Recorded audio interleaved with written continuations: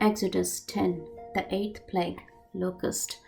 Now the Lord said to Moses, Go into Pharaoh, for I have hardened his heart and the hearts of his servants, that I may show these signs of mine before him, and that you may tell in the hearing of your son and your son's son the mighty things I have done in Egypt, and my signs which I have done among them, that you may know that I am the Lord.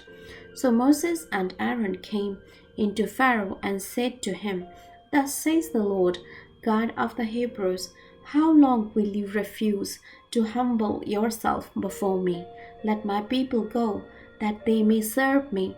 Or else, if you refuse to let my people go, behold, tomorrow I will bring locusts into your territory, and they shall cover the face of the earth, so that no one will be able to see the earth, and they shall eat the residue of what is left, which remains to you from the hill, and they shall eat every tree which grows up for you out of the field.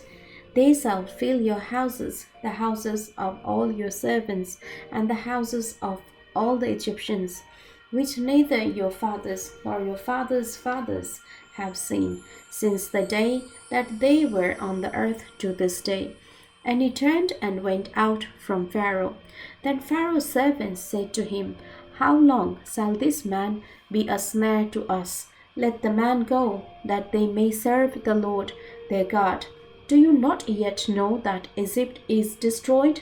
So Moses and Aaron were brought again to Pharaoh, and he said to them, Go, serve the Lord your God, who are the ones that are going.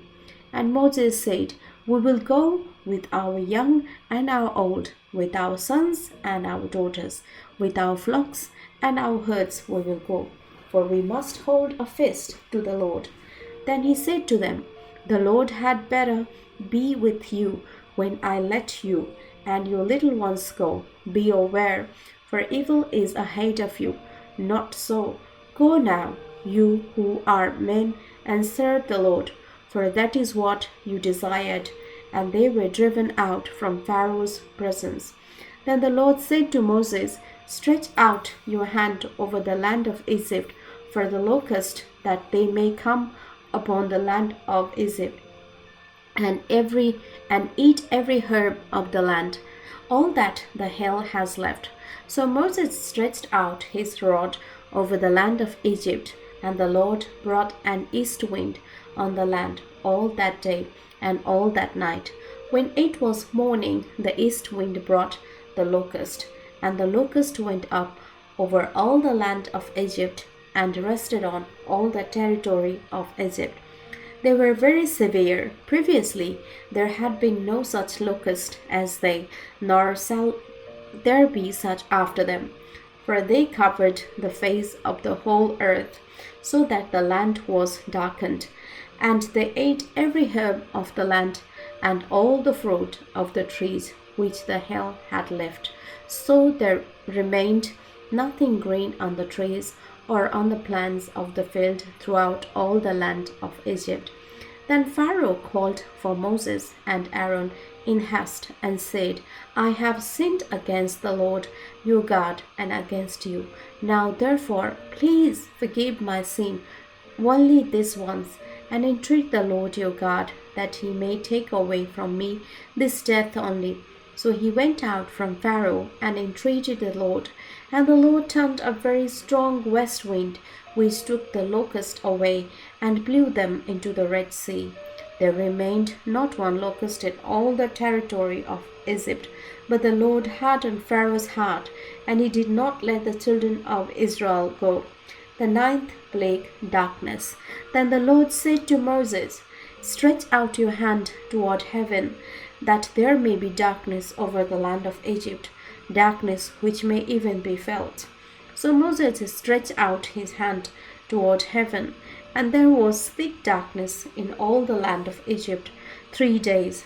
They did not see one another, nor did anyone rise from his place for 3 days. But all the children of Israel had light in their dwellings. Then Pharaoh called to Moses and said, Go, serve the Lord. Only let your flocks and your herds be kept back. Let your little ones also go with you." But Moses said, "You must also give us sacrifices and burnt offerings, that we may sacrifice to the Lord our God. Our livestock also shall go with us, not a hoof shall be left behind. For we must take some of them to serve the Lord our God, and even we do not know with what we must serve the Lord until we arrive there." But the Lord hardened Pharaoh's heart, and he would not let them go. Then Pharaoh said to him, "Get away from me, take heed to yourself, and see my face no more. For in the day you see my face, you shall die." So Moses said, "You have spoken well, I will never see your face again."